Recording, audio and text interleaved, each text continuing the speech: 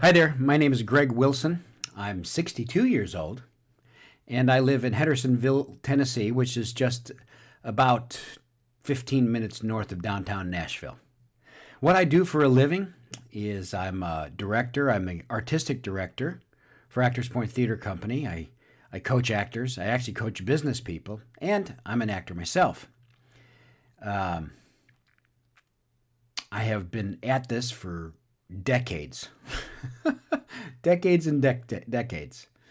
I can't say that I like what I do. I can just say that I love what I do because every day I get to do the things that I'm passionate about.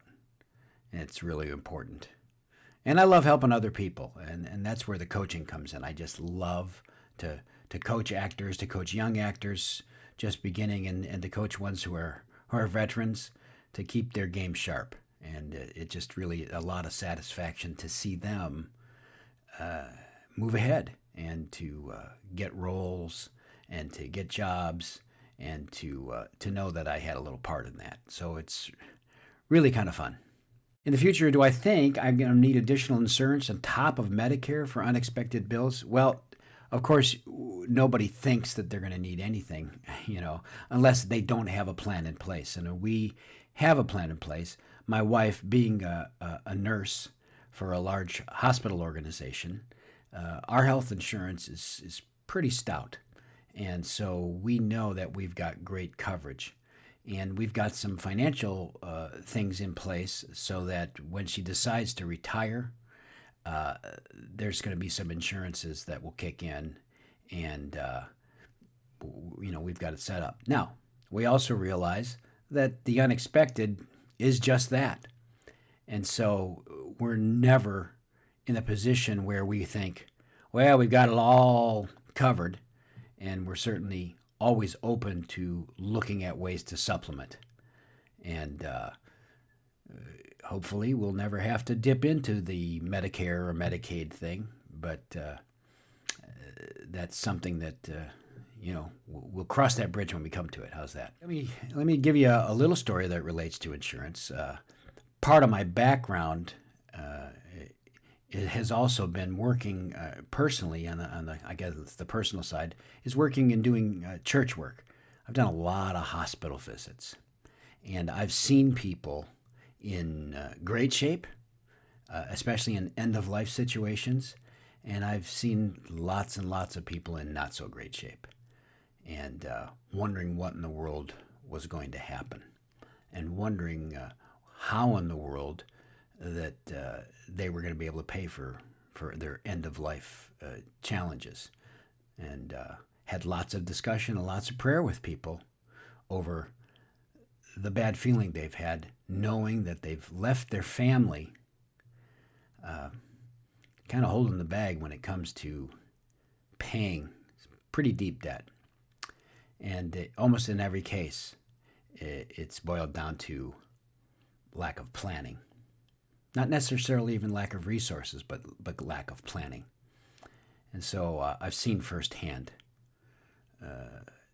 people go through some pretty tough times mentally over things that they could have done and could have taken care of had they just done some planning. As far as another story, my mom just passed away a year ago this last April. And she had quite a time in nursing homes. Let me back up. She had a few years in assisted living.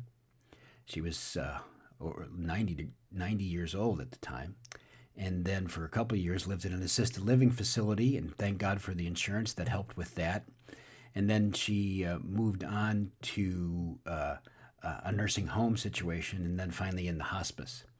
And my dad worked for a big company for decades, and then through the VA situation and all those kinds of things, they had some dollars. Now, I will say she lived a long time, and she lived well into her 90s, and consequently, really in the last year, we had to look into getting some Medicaid and Medicare help and some things through the state government up in Wisconsin.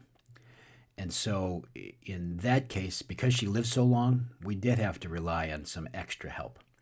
And we're thankful that those things were in place for something like that. In looking at that, of course, that makes me think number one, well, I think we all think we're going to live a long time. And I'm hopeful. I'm super active, and as far as physically, and I've just lost 50 pounds since May, and I did it on purpose. You know, just so that I would feel better, so I could be stronger, and so that there could be some longevity to my life.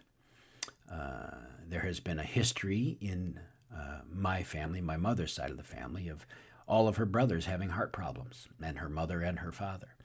And so I was aware of that and cognizant of those kinds of things. And so we're doing some things that kind of do as much as you can.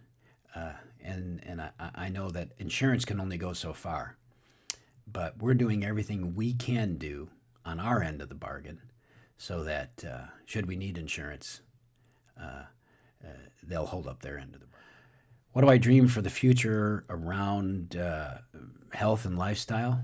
Well, again, everybody, I think, dreams that they're going to have a long and prosperous and healthy life. And, my philosophy I probably never will retire because I love all the things I do.